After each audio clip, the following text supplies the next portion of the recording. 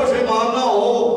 میں نے ریٹائرمنٹ کے بعد جو پیسے ملے تھے میں نے بینک اکاؤنٹ میں فکس کرا دیے ہیں, اب مہینے کا انٹرسٹ ملتا ہے جس کے سبب میرا گھر بڑا اچھا چلتا ہے.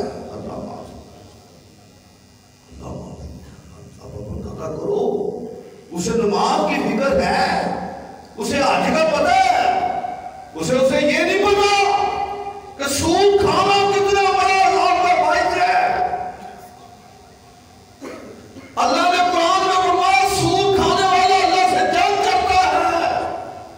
اب آپ اندازہ کرو کتنا بدبخت ہوگا جو اللہ سے جنگ کرنے والا ہوگا. اور زبان مصطفیٰ یہ میں سمجھانے کی آپ سے نہیں لیکن سمجھانے کی نیت سے یہ بات عرض کرتا ہوں. آقا والا نے فرمایا جو سود کھاتا ہے وہ اس طرح ہے جس طرح اپنی ماں سے زنا کرتا ہے.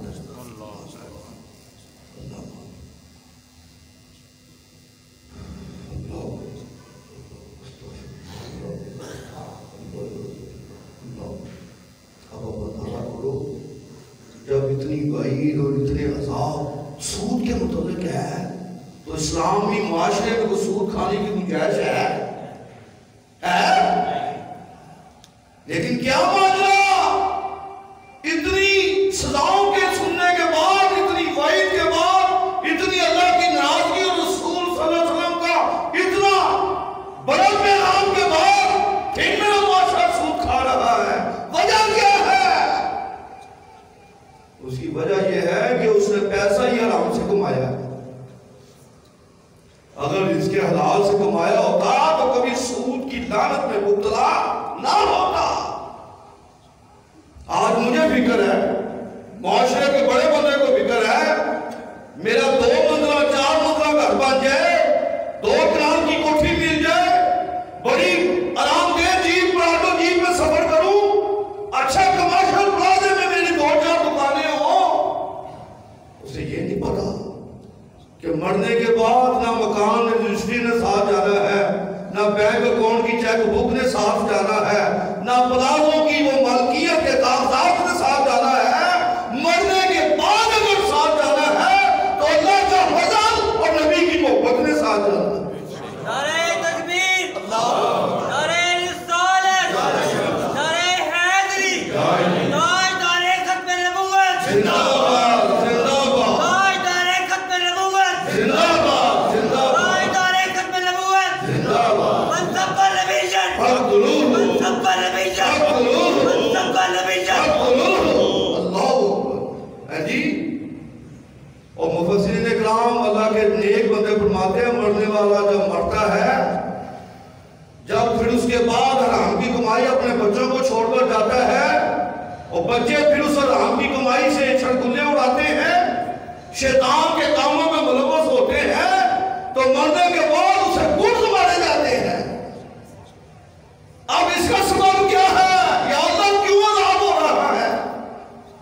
قدرت کی طرف سے عذاب ہوگا, بس تو حرام کی کمائی بچوں کو چھوڑ رہا تھا, آج تیرے بچے اس حرام کی کمائی سے شیطانی کام ملوث ہو چکے ہیں, اس لیے تمہیں سزا دی. پھر وہ کہے گا یا اللہ کبھی مجھے ایک دن کے لیے دنیا میں بھیج, میں سارا نظام اپنا سیدھا کر رہا ہوں. لا, ایسا نہیں ہے. 70 سال گزارا ہے وہاں تو سیدھا نہیں ہوا, ایک دن کے لیے اور سب کچھ دیکھنے کے بعد سیدھا ہونا.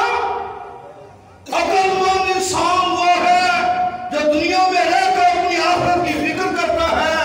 حرام کی کمائی دنیا میں بھی عذاب کا باعث ہے, قبر میں بھی عذاب ہے, حشر میں بھی عذاب ہے. میں عرض کر رہا تھا آقا عالم نے اس مرنے والے کے چہرے پہ ہاتھ پھیرا, 14ویں کے چاند کی طرف منور ہو گیا. یا رسول اللہ یہ کرم نوازی کیوں ہوئی؟ آقا عالم نے فرمایا بیٹا تیرا باپ ہے سود خور تھا, لیکن روز رات سونے سے پہلے وضو ہو کر مجھ پر ایک تسبیح درود و سلام کی پڑھتا تھا. یہ دروشی کے حوالے سے میں نے بات کی ہے, موضوع میرا سیدنا ابوبکر صدیق رضی اللہ تعالیٰ عنہ.